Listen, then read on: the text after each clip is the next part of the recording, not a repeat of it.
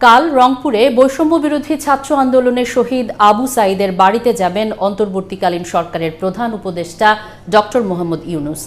বিকেলে রাষ্ট্রীয় অতিথি ভবন যমুনায় উপদেষ্টাদের সাথে বৈঠকে এই সিদ্ধান্ত হয়েছে। বন ও পরিবেশ বিষয়ক উপদেষ্টা সৈয়দা রিজওয়ানা হাসান জানিয়েছেন, দ্রুত আইন শৃঙ্খলা পরিস্থিতি নিয়ন্ত্রণে আনা ও সকল শিক্ষা প্রতিষ্ঠান খুলে দেওয়ার সিদ্ধান্ত হয়েছে। দুর্নীতি ও গণহত্যার বিচার সহ দেশের সকল ক্ষেত্রে সংস্কারের লক্ষ্যে সবার সাথে আলোচনা করবে অন্তর্বর্তীকালীন সরকার। বৈঠকে ছিলেন সহকর্মী শারমিন নীরা।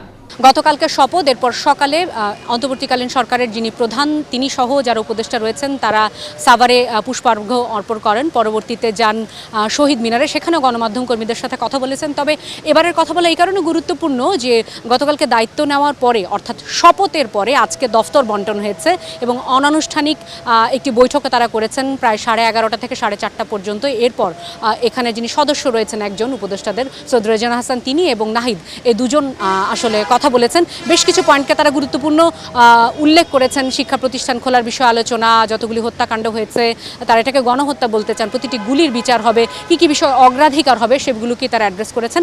কি বলেছিলেন তারা, আমরা বরং সেটা শুনে আসি। অনেক হয়রানিমূলক মামলা হয়েছে যারা আন্দোলন করেছে তাদের বিরুদ্ধে, আর এর আগেও অনেক হয়রানিমূলক রাজনৈতিক মামলা হয়েছে। সেই হয়রানিমূলক মামলাগুলো কি করে বন্ধ করা যায় সেটার জন্য ব্যবস্থা গ্রহণ করার সিদ্ধান্ত হয়েছে। কিছু কিছু আইন আছে যেটা আপনারাও ভুক্তভোগী, যেমন ICT act, digital security act, এখন আবার সাইবার সিকিউরিটি অ্যাক্ট। তো আইসিটি আর ডিজিটাল সিকিউরিটি অ্যাক্ট বাতিল হলেও ওগুলোর অধীনে অনেকের শাস্তি হয়েছে বা অনেকে জেলে আছে, অনেকের বিরুদ্ধে মামলা চলছে। হয়রানিমূলক মামলার মধ্যে ওই মামলাগুলো আনা হবে। অর্থ মন্ত্রণালয়ের যিনি দায়িত্বে আছেন উনি বলেছেন যে যত রকমের ইভিল প্র্যাকটিসগুলো আছে সেইগুলোকে যদি উনি অ্যাড্রেস করতে হয় তাহলে তো উনার অনেক জায়গাতে তো আপনারা জানেন পদত্যাগ ভ্যাকেন্ট হয়ে আছে, ঠিক লোকগুলোকে দিয়ে ওই জিনিসগুলো আইডেন্টিফাই করে অবশ্যই ওগুলোর ব্যাপারে ব্যবস্থা নেওয়া হবে। কিন্তু এখানে আমাদের বড় বড় রাজনৈতিক দলগুলোও কিন্তু সেই স্বৈরাচারী ব্যবস্থার মোকাবেলা করতে ব্যর্থ হয়েছে। সেই জায়গায় ছাত্রদের নেতৃত্বেই কিন্তু এই অভ্যুত্থানটি সংগঠিত হয়েছে। ছাত্রদের উপর আস্থা রেখে জনগণ রাস্তায় নেমে এসেছে।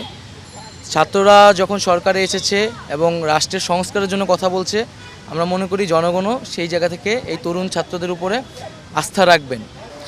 এর বাইরে গণমাধ্যম কর্মীদের প্রশ্ন ছিল এই ক্যাবিনেটের কলেবর আসলে কত দিন হবে, অর্থাৎ সময়কাল কতটা হবে সে বিষয়ে সাফ জবাব মেলেনি।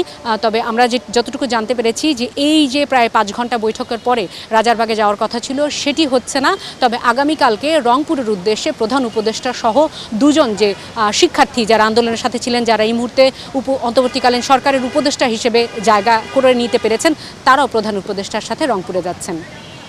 অন্তর্বর্তী সরকারের দপ্তর বন্টন করেছে মন্ত্রিপরিষদ বিভাগ। শুক্রবার মন্ত্রিপরিষদ বিভাগ এক প্রজ্ঞাপনের মাধ্যমে বিষয়টি জানিয়েছে।